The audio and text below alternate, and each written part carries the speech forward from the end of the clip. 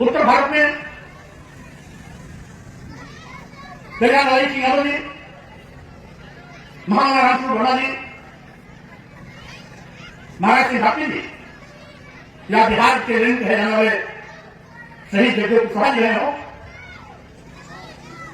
या सामाजिक परिवर्तन के महानायक मानव परशुराम जी रहे हो, आज हमारे बीच में नहीं है, लेकिन न रहते हुए भी अमर है, क्योंकि उनकी विचारधारा आज भी हमारे साथ खड़ी है और जब तक उनकी विचारधारा रहेगी तब तक ये हमेशा अमर रहेंगे, मरने के बाद भी लोगों के बीच में रहेंगे। यही इनकी महत्ता है और इसीलिए ये पुण्य जाते हैं। पारस साहब भोलाजी भी उसी महापुरुषों की एक कड़ी थे जो अपने जीवन काल में लोगों की टिप्पणियां सुनते रहे, टीका टिप्पणी होती रही, बहुत से लोग भले बुरे भी कहते रहे, लेकिन बिना किसी प्रवाह के पारस भोलाजी जिस तरीके से सामाजिक परिवर्तन की लड़ाई में महान योद्धा के रूप में अपनी सक्रियता दिखाई, वो अपने आप में बेमिसाल।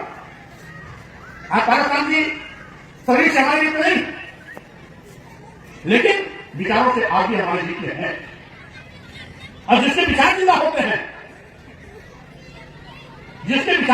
हैं, मरने के बाद भी, शरीर से न रहने के बाद भी वो हमारे बीच में हमेशा जिंदा रहता है, तो कोई मरता नहीं है। तो पारस साहब जी भी ऐसे ही व्यक्तियों में से रहे हैं जो आज शरीर से तो नहीं है, लेकिन विचारों से आज भी हमारे बीच में है, हमारे पास है, अमर है। हम उन्हें अपनी ओर से, आप सब लोगों की ओर से कोट कोट नमन भी करता हूं और साथ ही साथ श्रद्धा सुमन भी अर्पित करता हूं।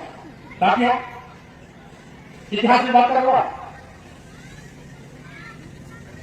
जो भी पैदा हुआ है मृत्यु सीखता है।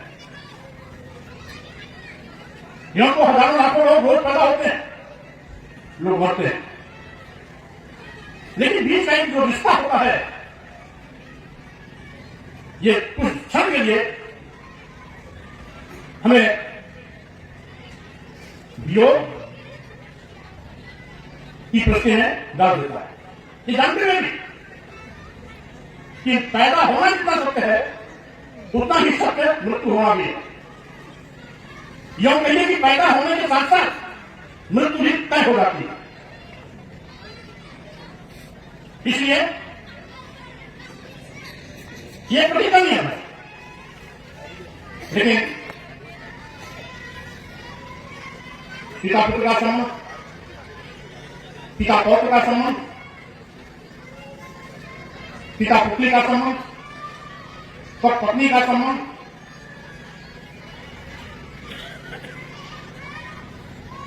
नाना नाती का संबंध, दादा दादी और पौत्र का संबंध, ये संबंध ऐसे होते हैं जो हमें व्यतीत करते हैं। मौतें तो लाखों होती हैं,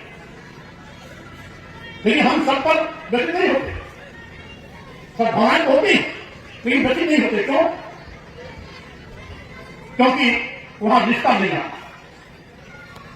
तो जो रिश्ता होता है वो हमारे पिता थे, हमारे भाई थे, हमारे मित्र थे, हमारे दोस्त थे, और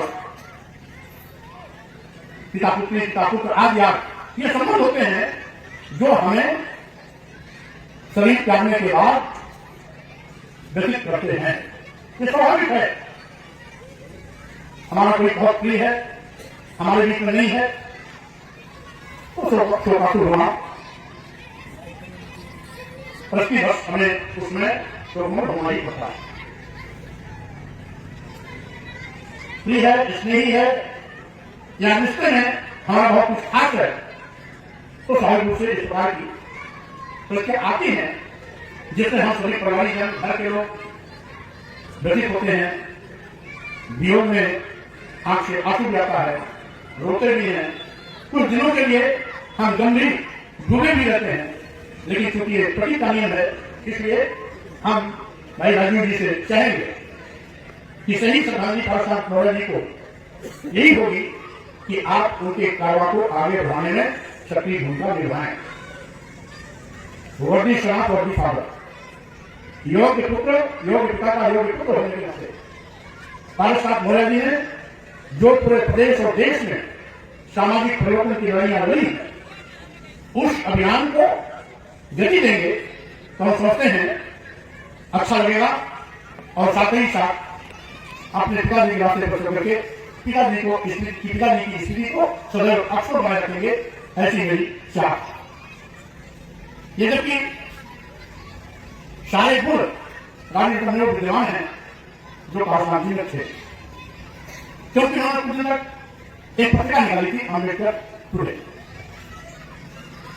और जिसमें ये पत्रिका निकालते थे उसमें राजीव रतन जी की सोच, इनकी प्रतिभा, इनकी लेखनी की ताकत का लोहा देश दुनिया के तमाम पाठक न केवल माना, बल्कि कुछ लोग इतने बिजली किए कि उस पत्रिका को बंद कराने के लिए सारे चीज निकलकर अंत में उस पत्रिका का प्रकाशन भी बंद करवाने में सफलता पाई।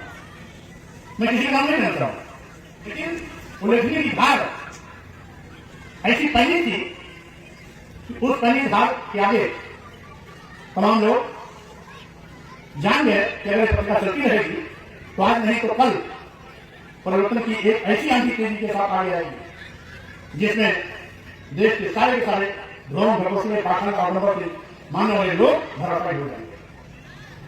तो साथियों, इस बात का भी क्या गवाह है कि जिसे हम आज भगवान मानते हैं, इनको भी मौत का सामना करना पड़ा। भगवान कृष्ण को बलिया के भाव से मौत को ले जाना पड़ा। भगवान राम को भी शरीरों में जल समाधि लेनी पड़ी। ईसा मसीह को भी सूली पर लटकाया गया। मोहम्मद साहब को भी ईंट, पत्थर, मैला, कुचला और गंदगी फेंक कर उनको भी अपमानित किया गया। यानी कोई भी बड़ी से बड़ी शक्ति है जिसे हम आराध्य मानते हैं, हम भगवान मानते हैं, यहां तक कि तथागत बुद्ध को भी कुशीनगर में विषाक्त भोजन करने से मौत को ले जाना पड़ा। यानी कोई भी अमल नहीं है, हमारे कहने का मतलब कोई भी अमल नहीं है। जो भी पैदा हुआ है वो मरा, उसको मौत आई है, परिणाम को प्राप्त हुआ है। तो इसलिए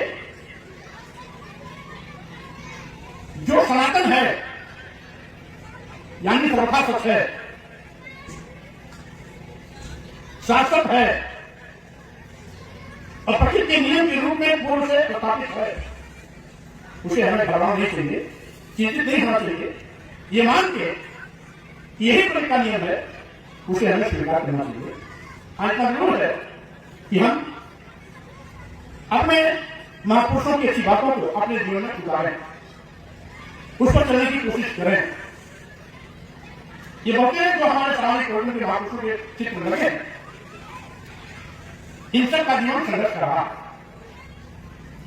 बहुत से लोग आज प्रभाव भी देते, बाबा डॉक्टर अम्बेडकर को हम मसीहा मानते हैं। यहां तक कि भगवान का अवतार मानने वाले लोग डॉक्टर अम्बेडकर को भी भगवान का अवतार बना दिया।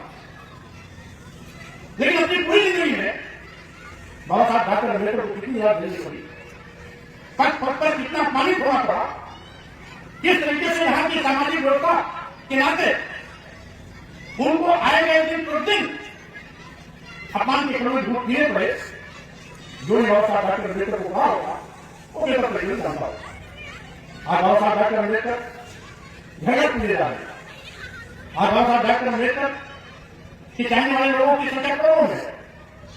इस देश का बहुजन समाज बाबा साहब डॉक्टर अम्बेडकर को मसीहा मानता है, लेकिन वो मसीहा जब सामाजिक परिवर्तन का प्रयास हो रहा था तो अकेले चल रहा।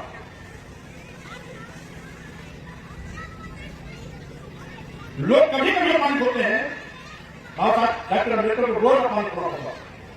ये बहुजन समाज के लिए, बहुजन समाज के समाज को मानते हैं। इसके साथियों, बाबा साहब गौरव जी का भी जीवन संघर्ष हो रहा है। बहुजन समाज को समान पहचान लाने के लिए, आज की पीढ़ी बनाने के लिए, आने वाले बच्चों को अच्छी शिक्षा मिले, जिसकी बल्लू के बच्चे आगे चल सके, वो होदेदार में, डॉक्टर में, इंजीनियर में, प्रोफेसर बने, वैज्ञानिक बने, भ्रम भ्रम पाठन से बाहर आए, खुद सम्मान सम्मान के साथ खड़े हो, समाज को भी सम्मान सम्मान से लय करें। ये सपने के साथ, इस सपने के साथ पारसनाथ जी ने अपनी जिंदगी जी है। हम यहां लोगों से कहना चाहेंगे, मानव गरिमा हमारे भारतीय संविधान की भी प्राथमिकता है। हम एक सम्मान चाहते हैं तो दूसरों को भी सम्मान हमें देने के लिए तैयार होना चाहिए। हम सम्मान दें और दूसरों को अपमानित करें, ये लंबे दिन में नहीं होता है। सम्मान पाने के लिए सम्मान देना भी होगा।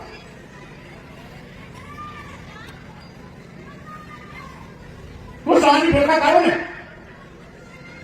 अपने सम्मान की चिंता तो किया, लेकिन दूसरों को अपमानित कर दिया, दूसरे के सम्मान के साथ खिलवाड़ कर दिया। ये धर्म नहीं है। मानव मानव एक समान की विचारधारा जब मानस प्रकट होता है, तभी हम सम्मान पाने और सम्मान देने लायक बनते हैं। और जो सम्मान देने लायक बनता है वही सम्मान पाने का भी पात्र होता है। इसलिए आज के इस मौके पर मैं अपने बड़े भाई श्री भारत साहब मौर्य जी, जिनको सुनकर, देखकर और उनके किए गए कार्यों की कहानियां सुनकर मैं भी प्रेरित हुआ। अपने विद्यार्थी जीवन से ही मैं प्रेरित होकर के इस दिशा में कदम आगे बढ़ाया। हमारी प्रेरणा स्रोत है, मैं उन्हें इतना नमन करता हूं। और साथ ही साथ विशेष रूप से जौनपुर की भर्ती,